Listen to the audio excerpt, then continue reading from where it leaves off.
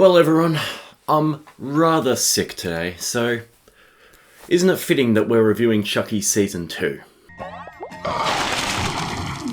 But as they say, on with the show, Night Owls.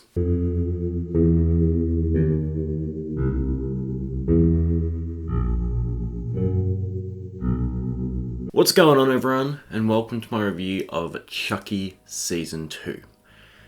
After the just really massive surprise that was the first season and how much fun I had with that, I was very excited for Season 2. I hate to be negative, but I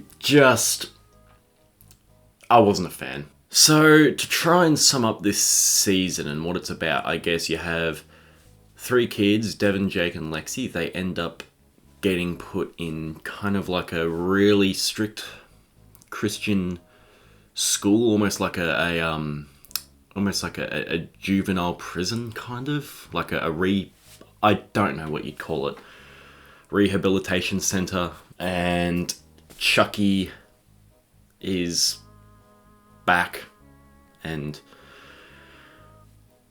being weird and turning into Marlon Brando and getting ripped. And yeah, I don't know how to sum up this season. So let's just get into it. Anyways, the first positive that I have with this is that I do think that there are parts in the opening couple of episodes that are quite good. I do think that the setup is quite good. I really love the opening scene with the Chuckies in the back of the truck. I think that's really funny.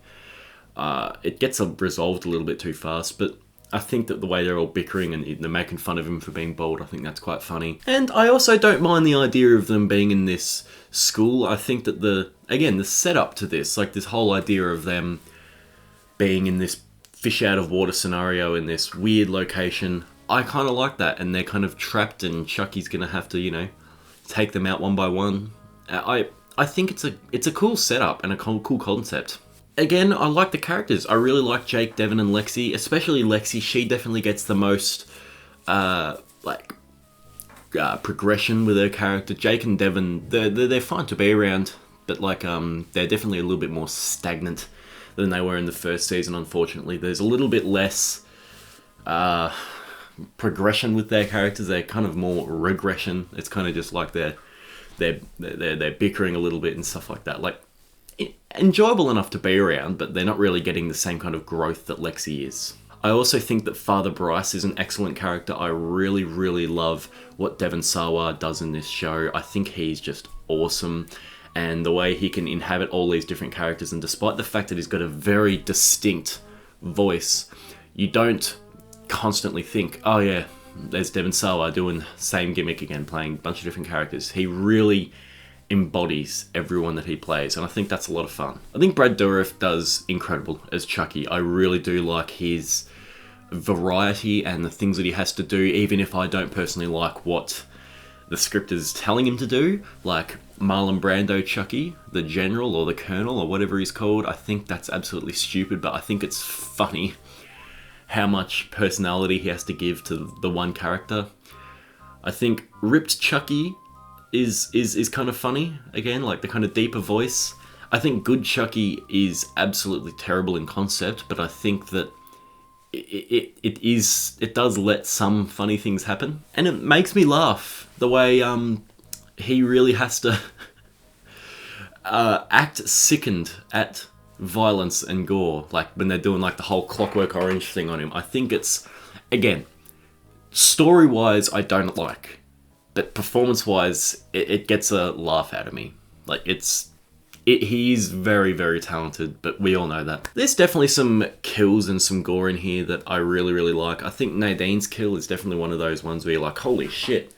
Even though it doesn't really make sense because Good Chucky killed her, even though I thought Good Chucky was permanently brainwashed, but it turns out he wasn't. It was kind of just like some kind of temporary effect, like it was actually some Clockwork Orange shit, and it's like, what's going on? I think Fiona Dourif still does a really good job with what she's been given. I don't think her having her arms and legs chopped off, I don't think that's a good story direction at all.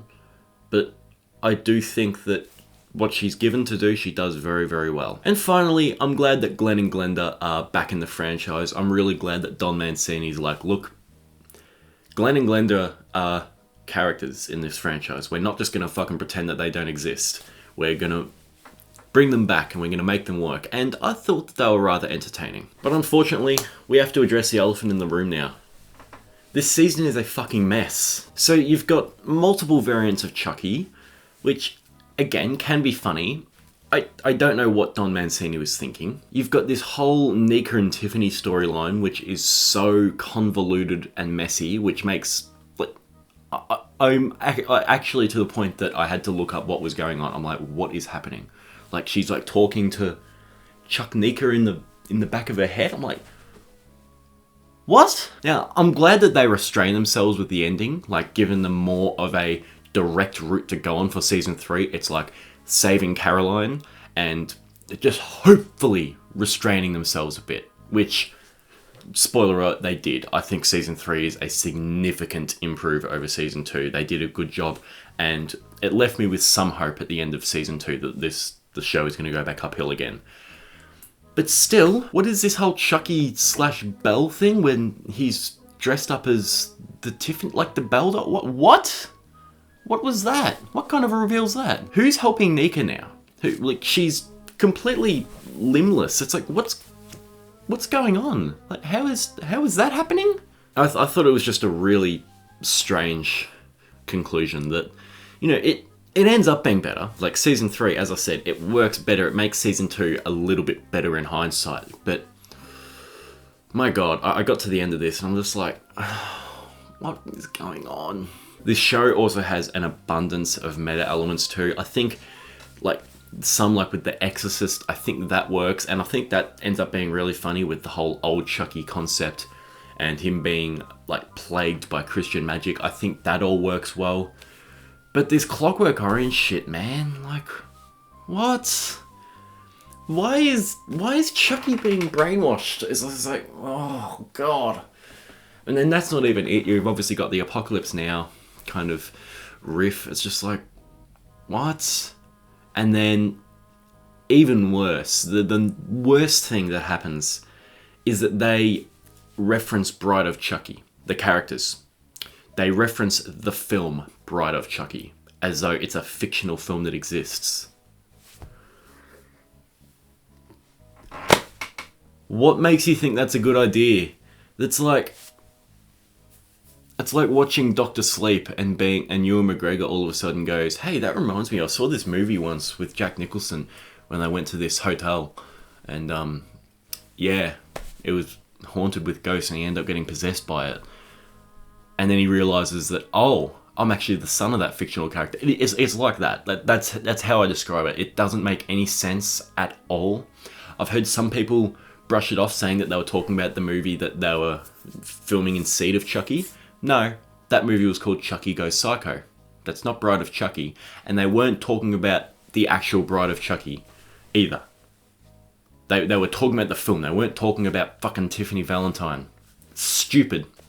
I don't like it. Now, there is just no narrative thread here at all. It is just bonkers, messy nonsense. Like, they just scribbled down a bunch of shit each day that they came on set. And it's so hard to follow. It's so confusing. It's so weird. So much of what's happened has become inconsequential in season 3, which I'm happy about. And unfortunately, the stuff that does linger from season 2 and season 3 bothers the hell out of me because I think it's terrible. But I just can't tell you what happens in this season. There's not enough Andy and Kyle, and the directions that they take Andy is fucking weird. Like, it is so wacky. There's parts when he's being mutilated by Chucky and stuff like that, but then, you know, next minute he's up and running around chasing after him and stuff like that. It's so silly. They just basically completely put those characters not in the back seat, but in the fucking boot of the car. Now, when you got a franchise about a killer voodoo possessed doll, I don't mind the rules being loose, but this was too much for me. Like, it was too much to follow. Like, it's just like, what is happening? What is happening? Bryce gets possessed randomly. As I said, the whole Clockwork Orange brainwashing thing actually works, but only temporarily. Like there's all these different variants of Chucky, like Buff and Colonel Chucky. It's just so strange. The writing in this is unbelievably contrived to the point that it's like they weren't even trying at points. So Trevor, the bully kid, he gets killed and he gets left in the cupboard of one of the kids' rooms, and they leave him there and they never mention him again. And then the next episode they go back to that cupboard and open it, and his body is gone. His body just disappears. Like there was no struggle or anything. Seriously, if they had have found his body in the cupboard, which surely they fucking would, like how did they clean it perfectly? Where did they dispose of it?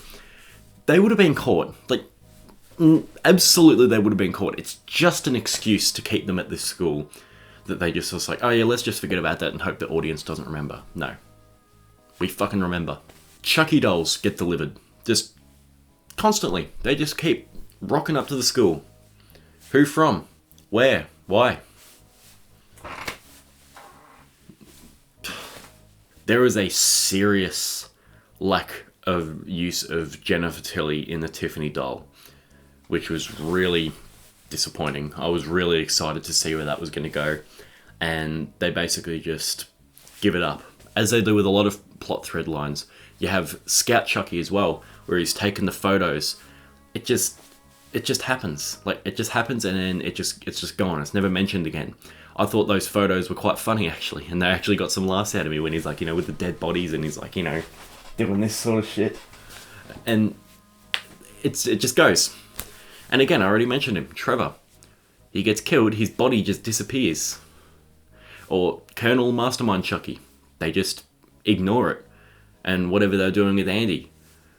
Or, like, the psychologist that's just like, guys, come on. Pick something to do and do that. Please, you are killing me.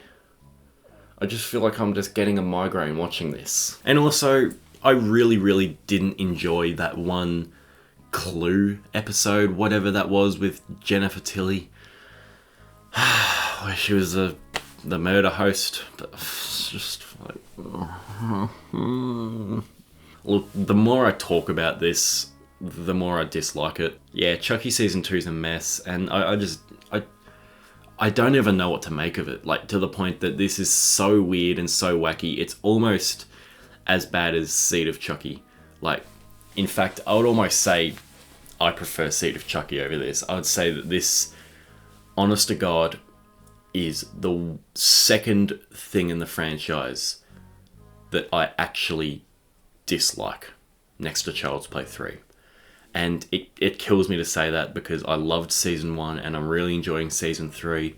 It's just like they just went loose and just went haywire with Season 2 when they just weren't capable of it. It was too much. It was too much. And it's a shame, because I love this franchise, and it just... I'm actually... I don't know how this got made. How do you... how do you pitch this to a studio and get funding for it? Oh my god. So Chucky Season 2 is a massive step down from the first season. I would say to most people that aren't Chucky fans to just skip it. But the problem is that the whole Chucky franchise, if you're watching through it, it's one big continuous storyline. So if you're gonna watch it, buckle up and watch this film with some friends. I just think, I'm not going to go back and correct myself, but I think I just called this a film, like, several times in this video. So, apologies every single time I called it a film. It's a TV show. It's a TV series. Anyway, I'm glad to have this headache done. I'm going to have some Panadol and some Nurofen and have a little lie down, because just talking about this has just fucking put an ice pick through my head even more than it already is. But I can't wait for Season 3 finale to drop. And I can't wait to talk about that with you, because I'm having a blast with Season 3. Anyway, I'll see you all later. Bye.